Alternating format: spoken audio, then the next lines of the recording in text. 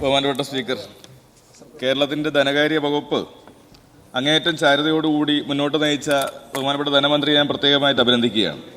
Sir, ഈ budget ഏതാണ്ട് എല്ലാ മാധ്യമങ്ങളും ഒരേപോലെ പിന്തുണയ്ക്കുന്നത് നമ്മൾ കാണുകയുണ്ടായി. സർ, പ്രതികൂല സാഹചര്യത്തിൽ തനത് നികുതി വരുമാനം അടക്കം വർദ്ധിപ്പിച്ചുകൊണ്ട് കരുതലോടുകൂടി കേരളത്തിൻ്റെ വികസന കുതിപ്പിന് ഗതിവേഗം നൽകുകയാണ് ധനമന്ത്രി ചെയ്തത് എന്ന് നമുക്ക് പറയാൻ വേണ്ടി കഴിയും. സാധാരണക്കാരെയും ഇടത്തട്ടുകാരെയും മേൽത്തട്ടുകാരെയും എല്ലാ വിഭാഗം ജനങ്ങൾക്കും ഗുണകരമായിട്ടുള്ള പദ്ധതികൾ ഇവിടെ ബഡ്ജറ്റിലൂടെ പ്രഖ്യാപിക്കുകയുണ്ടായി. അത് ഞാൻ മറ്റംഗങ്ങൾ പറഞ്ഞതുകൊണ്ട് ആവർത്തിക്കുന്നില്ല. കഴിഞ്ഞ ദിവസം union ബഡ്ജറ്റും അവതരിപ്പിക്കുകയുണ്ടായല്ലോ sir. Sir, Malayala Manorama അടക്കം ആത്മനിർഭർ ഭാരതം എന്നാണ് ഹെഡ്ലൈൻ കൊടുത്തത്. സർ, കേരളത്തിലെ മിക്കവാറും ജന്മഭൂമി ഒഴിച്ചുള്ള എല്ലാ മാധ്യമങ്ങളും ഈ നിലയിലാണ് റിപ്പോർട്ട് ചെയ്തത്. ദേശാഭിമാനി, മാതൃഭൂമി ഉൾപ്പെടെയുള്ള മാധ്യമങ്ങൾ ആ നിലയിൽ കേരളം ഉന്നയിച്ച 29 ആവശ്യങ്ങളിൽ ഒന്നുപോലും പരിഗണിക്കപ്പെട്ടിട്ടില്ല എന്ന കാര്യം വസ്തുനിഷ്ഠപരമായി രേഖപ്പെടുത്തുകയുണ്ടായി. കേരളത്തോട് വീണ്ടും കടുത്ത അവഗണന എന്നുള്ള നിലയ്ക്കാണിത് സൂചിപ്പിച്ചത്.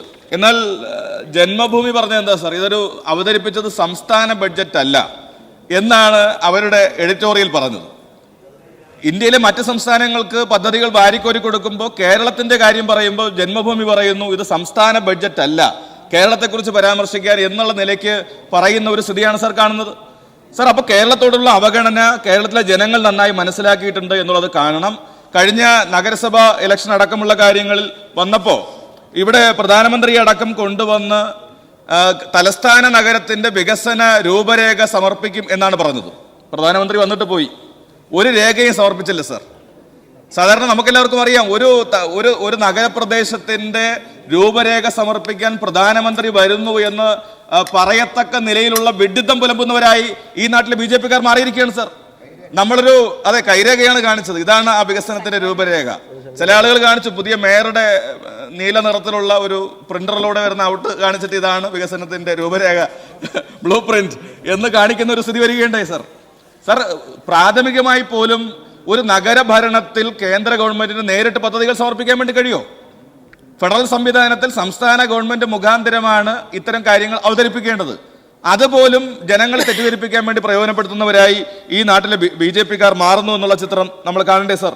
സാർ, നമ്മളെ സംബന്ധിച്ച് കേന്ദ്ര സർക്കാർ പദ്ധതികളിൽ നിന്നും കേരളത്തിന് ലഭിക്കേണ്ട വിഹിതത്തിൽ 2025 സെപ്റ്റംബർ വരെ ഏതാണ്ട് 5783 കോടി രൂപയുടെ കുറവുണ്ടായിരിക്കുകയാണ് സാർ. ഇത് വാങ്ങിയെടുക്കാൻ ഇവിടെ നിന്ന് പോയിട്ടുള്ള കോൺഗ്രസിന്റെ MP-മാർ തയ്യാറാകുന്നുണ്ട് സാർ. അപ്പോൾ വളരെ കൃത്യമായി കേരളത്തിന് വിഹിതങ്ങൾ ലഭിക്കേണ്ട എന്നുള്ളൊരു അജണ്ട കോൺഗ്രസും മുന്നോട്ട് വയ്ക്കുന്നു എന്നുള്ളത് നമുക്ക് കാണാൻ വേണ്ടി കഴിയും. അതിന്റെ മറ്റ് വിശദാംശങ്ങളിലേക്ക് ഞാൻ പോകുന്നില്ല സാർ. ഈ ബഡ്ജറ്റിൽ തിരുവനന്തപുരം ഉൾപ്പെടെയുള്ള എല്ലാ നഗരങ്ങൾക്കും നല്ല പ്രാധാന്യം കൊടുത്തിട്ടുണ്ട്. തിരുവനന്തപുരം നഗരത്തിന് ഈ ഗവൺമെന്റ് പ്രത്യേകമായിട്ടുള്ള പരിഗണന നൽകിയിട്ടുണ്ട് എന്നുള്ളത് നമുക്ക് എല്ലാവർക്കും പറയാൻ കഴിയുന്ന ഒരു കാര്യമാണ്. ഇവിടെ ഞാൻ നേരത്തെ സൂചിപ്പിച്ചതുപോലെ തിരുവനന്തപുരം നഗരസഭ ഇപ്പോൾ BJP ഭരണത്തിന് കീഴിലേക്ക് പോയത് നമുക്ക് എല്ലാവർക്കും അറിയാം സാർ. എന്താ ഇപ്പോൾ തിരുവനന്തപുരത്തിന്റെ അവസ്ഥ? നേരത്തെ ഇവിടെ സൂചിപ്പിച്ചതുപോലെ പത്മനാഭസ്വാമി ക്ഷേത്രത്തിൽ ഇപ്പോൾ നടന്നിട്ടുള്ള ഏറ്റവും പ്രധാനപ്പെട്ട ഉത്സവം അടക്കമുള്ള സമയങ്ങളിൽ നഗരമാകെ ചീഞ്ഞു നാറുന്ന ഒരു സ്ഥിതിവിശേഷം ഇപ്പോൾ ഉണ്ടായിരിക്കുകയാണ് സാർ. മാത്രമല്ല, ഹരിതകർമ്മസേനയും അതുപോലെ തന്നെ ഉറവിട വികേന്ദ്രീകൃത സംവിധാനങ്ങളുമായി ഈ നഗരത്തിന്റെ മാലിന്യം ഇല്ലാതാക്കാനും സീറോ വേസ്റ്റിലേക്ക് എത്തിക്കാനും മുൻകാല ഇടതു ഭരണ സമിതികൾ നടത്തിക്കൊണ്ടിരുന്ന എല്ലാ പ്രവർത്തനങ്ങളെയും അട്ടിമറിക്കുകയാണ് സാർ. സാർ, മാലിന്യം തെരുവോരങ്ങളിലേക്ക് വരികയാണ്. അപ്പൊ ഈ നിലയിൽ തിരുവനന്തപുരം നഗരം ആർജിച്ചിട്ടുള്ള എല്ലാ നേട്ടങ്ങളെയും ഇല്ലാതാക്കാനുള്ള പരിശ്രമമാണ് നടത്തിക്കൊണ്ടിരിക്കുന്നത് കാണുകയാണ് സാർ. സാർ, ഇപ്പോ തെരുവ് നായ ശല്യം പരിഹരിക്കാൻ ഈ നായ്ക്കളെ ഷെൽട്ടറിലേക്ക് മാറ്റുമെന്നാണ് പറയുന്നത്. സാർ, എങ്ങോട്ടേക്കാണ് മാറ്റുന്നത്? പണ്ട് വിളപ്പിശാല മാലിന്യ സംസ്കരണ പ്ലാന്റ് ഉണ്ടായിരുന്നപ്പോ അവിടത്തുകാർക്ക് എതിർപ്പായിരുന്നു. കാരണം എന്താ? നഗരത്തിലെ മാലിന്യം ഞങ്ങളുടെ പഞ്ചായത്തിലേക്ക് കൊണ്ടുവരാൻ വേണ്ടി പാടില്ല എന്നതാണ് അവരുന്നയിച്ചത്.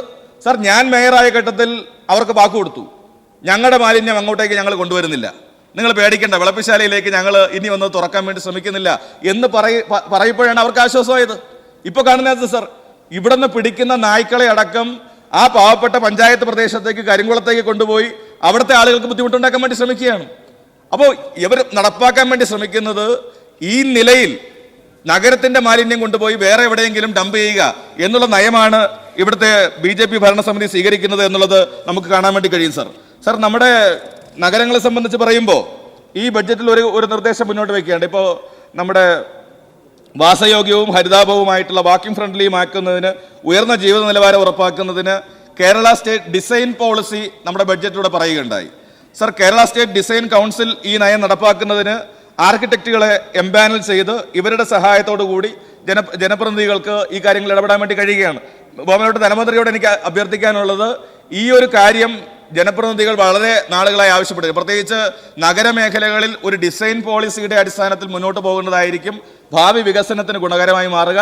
അതുകൊണ്ട് ഈ ഡിസൈൻ പോളിസി എന്നുള്ളത് വളരെ കൃത്യമായി കൂടുതൽ തുക വകയിരുത്തിക്കൊണ്ട് അതിന് കൃത്യമായിട്ടുള്ള രൂപം നൽകാൻ വേണ്ടിയിട്ട് ബഹുമാനപ്പെട്ട ധനമന്ത്രി തയ്യാറാകണം എന്നുള്ളൊരു അഭ്യർത്ഥന ഞാൻ ഈ അവസരത്തിൽ മുന്നോട്ട് വയ്ക്കുകയാണ്. ഇപ്പോൾ വട്ടിയൂർക്കാവ് നിയമസഭാ നിയോജക മണ്ഡലത്തെയാണ് ഞാൻ പ്രദാനം ചെയ്യുന്നത്. സർ, അവിടുത്തെ പ്രധാനപ്പെട്ട എല്ലാ വികസന പരിപാടികൾക്കും കഴിഞ്ഞ 6 വർഷം കൊണ്ട്, ഞാൻ MLA ആയി വന്നതിന് ശേഷം 6 വർഷമാവുകയാണ് സർ, ഈ 6 വർഷം കൊണ്ട് പരമാവധി സഹായമാണ് LDF ഗവൺമെന്റ് നൽകിക്കൊണ്ടിരിക്കുന്നത്. വട്ടിയൂർക്കാവിലും പേർക്കടയിലും ഭൂമി ഏറ്റെടുക്കൽ പൂർത്തീകരിച്ചു. ഏതാണ്ട് 560 കോടി രൂപയാണ് ഈ ഭൂമി ഏറ്റെടുക്കലിന് വേണ്ടിയിട്ട് ഗവൺമെന്റ് നൽകിയത് എന്നുള്ളത് ഞാൻ ഈ അവസരത്തിൽ പ്രത്യേകം ഓർമ്മിക്കുന്നു.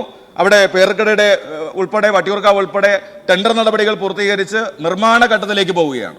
അപ്പോൾ ചുരുങ്ങിയ നാളുകൾ കൊണ്ട് 40 വർഷത്തിലേറെയായി ജനങ്ങൾ ആഗ്രഹിക്കുന്ന വികസന പരിപാടികൾ സാക്ഷാത്കരിക്കുന്ന ഒരു ഘട്ടത്തിലേക്ക് നമ്മൾ എത്തിയിരിക്കുന്നു എന്നുള്ളത് വളരെ പ്രധാനപ്പെട്ട ഒരു കാര്യമാണ്. അപ്പം നമ്മളെ സംബന്ധിച്ച് ഈ നിലയിൽ കേരളത്തിന്റെ ധനകാര്യ വകുപ്പ് കേന്ദ്രം സൃഷ്ടിക്കുന്ന സാമ്പത്തിക ഉപരോധത്തെ മറികടന്നുകൊണ്ട് കേരളത്തിലെ ജനങ്ങൾക്ക് ആവശ്യം വേണ്ടുന്ന എല്ലാ വികസന പരിപാടികൾക്കും ജനങ്ങൾക്കൊപ്പം നിൽക്കുന്ന ഒരു ഗവൺമെന്റാണ് ഈ കേരളം ഭരിക്കുന്നത് എന്നുള്ളത് വളരെ അഭിമാനകരമായി നമുക്ക് പറയാൻ വേണ്ടി കഴിയും.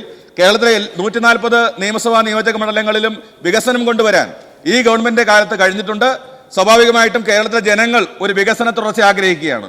അപ്പോൾ ഒരു മൂന്നാം ഭരണത്തിലേക്ക് പോകുന്നതിനാവശ്യമായിട്ടുള്ള എല്ലാ സംവിധാനവും എല്ലാ വികസന പ്രവർത്തനങ്ങളും ഈ ഗവൺമെന്റ് നടത്തുന്നു എന്നുള്ളത് തീർച്ചയായിട്ടും നമുക്ക് പറയാൻ വേണ്ടി കഴിയും. അതുകൊണ്ട് ഈ ഗവൺമെന്റ് തുടർച്ചയായി മുന്നോട്ട് എന്നുള്ള മുദ്രാവാക്യം ഉയർത്തി മുന്നോട്ട് പോകുമ്പോൾ ഈ നാട്ടിലെ സാധാരണപ്പെട്ട ജനങ്ങളുടെ സർവാത്മനമായിട്ടുള്ള എല്ലാ പിന്തുണയും ഈ ഗവൺമെന്റിനൊപ്പം ഉണ്ടാകും. പ്രത്യേകിച്ച് വട്ടിയൂർക്കാവ് നിയമസഭാ മണ്ഡലത്തിലടക്കമുള്ള പ്രദേശങ്ങളിൽ ഗവൺമെന്റ് കൊണ്ടുവന്നിട്ടുള്ള എല്ലാ വികസന പ്രവർത്തനങ്ങൾക്കും MLA എന്ന നിലയിൽ അവിടുത്തെ ജനങ്ങളുടെ പേരിലുള്ള നന്ദി കൂടി ഞാൻ ഈ അവസരത്തിൽ അറിയിച്ചുകൊണ്ട് ഈ ബഡ്ജറ്റിനെ പിന്താങ്ങിക്കൊണ്ട് എന്റെ വാക്കുകൾ ചുരുക്കുന്നു.